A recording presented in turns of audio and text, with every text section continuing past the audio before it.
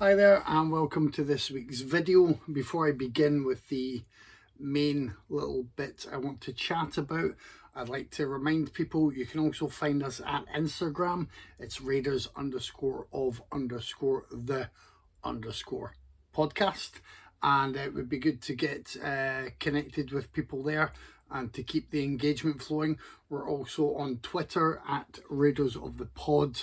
So we like to just see people in all these different social media outlets as well as here on the video, and especially Instagram. Today I'm quite proud of the photo that I posted there. I try to put a photo there every day, and today's photo is in reference to Dave's choice for this week coming up, which is a film called Air Doll, and that will make for some interesting discussion. Tyler's choice is The Beach Bum, I think it's still the most recent Harmony Korine movie, which features Matthew McConaughey being a little bit stoned and playing bongos. So,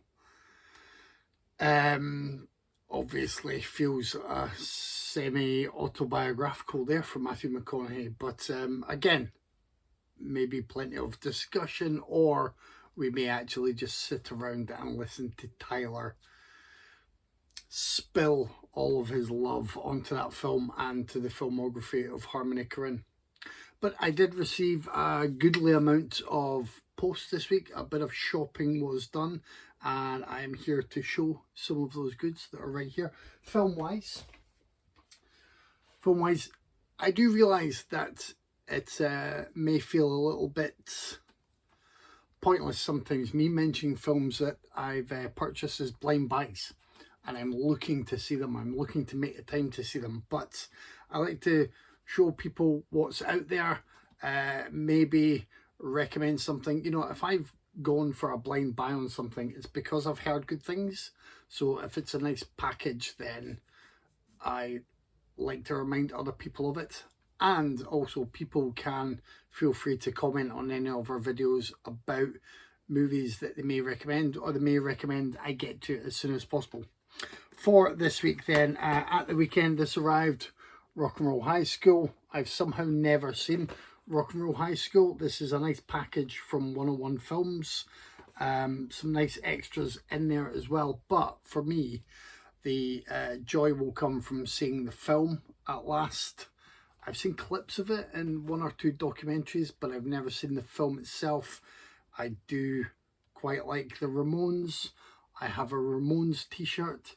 I will not rise to challenges to name at least 5 Ramones songs, but I think it'll certainly be fun there. And PJ Souls is in the lead role, I believe.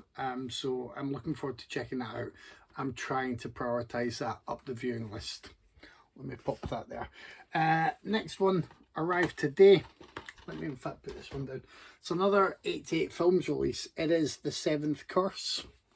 And I'm not going to get everything out, but you get the poster, you get the film, you get a booklet in there. I really enjoyed a lot of the 88 Films martial arts movies releases. I think that I've gone on record before about issues I've had with 88 Films over time, and that does kind of lessen over time as they do more good work that outweighs the bad. So, you know, I think sometimes I should just mention them without any sort of provisions attached. But old habits die hard, so I'm not sure if that'll ever be the case. But The Seventh Curse looks like great fun, and again, I'm hoping to get to that sooner rather than later. But if anyone has already seen it and marks it out as a must-see, or if it reminds you of anything else I should check out from 88 Films range or other martial arts movies ranges that are out there, do let me know. And then,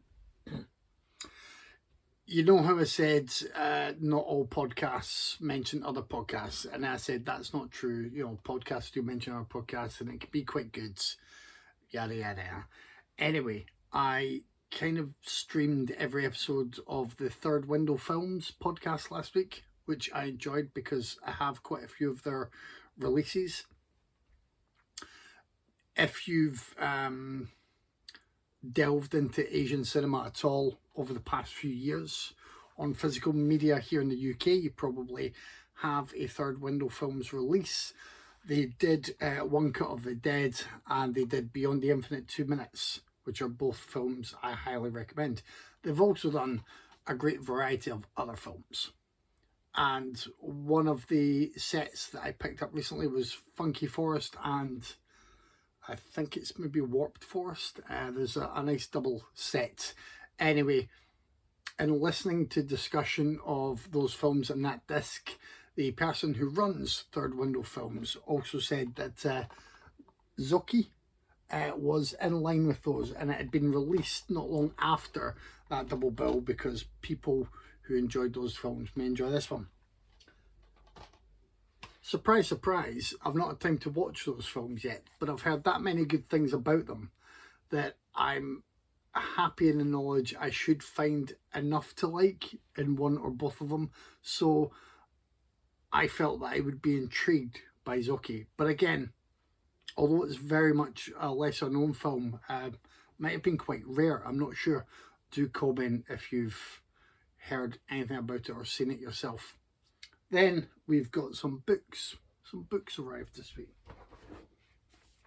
First of all, there can only be one, right? Jonathan Melville's book on the making of Highlander, the original, arrived in hardback. Now, I picked this up because Jonathan Melville also did the excellent Seeking Perfection, which is about the making of Tremors. Now, I say excellent, I've browsed.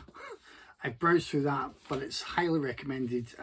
He gets in touch with a lot of right people and puts a lot of good work into his book. So if you are interested in either of these films, then I recommend both Seeking Perfection and A Kind of Magic. Glory be to Cannon Films. I've had this a while. This is the film guide, the Cannon film guide, 80 to 84. It's quite a hefty tome, quite a nice looking, sort of polished piece of work. And then today, after being reminded by someone else who picked it up, volume 2, it's a big one. I mean, this is an incredible wealth of interviews and information about films, and I think if you've watched a Chuck Norris film from the 80s, a Charles Bronson film from the 80s, if you've watched any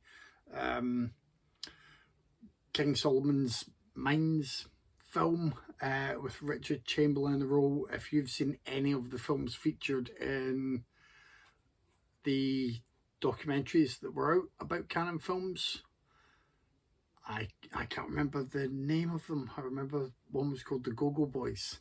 I can't recall if that's one I saw. He-Man, Masters of the Universe, Cannon film.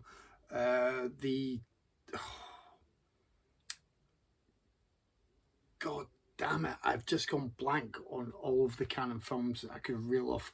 Anyway, if you grew up in the VHS age, then you probably watched a number of Cannon films, and they have been released by various companies in various kinds of packages, including 88 films. It all comes back around, and those books are just a fantastic trip through their filmography. I'm assuming there may be a third volume, but I don't know. I don't know how many volumes Austin Trunick will end up going through to cover the entirety of Cannon films, or whether he has a cut-off point that that says, right, we've covered all the good stuff. There were a few dying gasps, now let's leave it. But I'm really looking forward to sitting down, and I will try and read all of the books I mentioned. I will try and read cover to cover. It's just finding the time and finding the space, because you know, some of the stuff I've got, the big books on Jess Franco, you can't just sit on a bus and read those. There's just naked women and busts everywhere. You've got to respect the space around you and have the right atmosphere to be reading those. But I recommend all of those. I hope I'm recommending the films that I've picked up this week as a blind buy. And again, you can let me know if I'm seriously in the wrong there, or please do let me know if there's anything that I need to bump right to the top of the queue, because I will do. I will try to do that. I enjoyed catching up with The Kindred the other week and Zone Troopers, and they were films that I wasn't sure when I would get around to them, but considering I waited to see them over 30 years, I figured I should make some time in the evenings to watch them. So we'll do that. And that's it. That's it. So coming out this week, Air Doll and The Beach Bum. As I said, next week is something a little bit special and a little bit different, although it is a kind of episode we've done before. I think, I hope you will enjoy it when that comes along. Our fingers kind of on the pulse, but then we move a few inches to the side so we more faintly hear the pulse, but we get there quickly enough to say that there is a pulse. We're somewhere in that area. We could be somewhere in the pulse area by next week. Anyway, have a good time.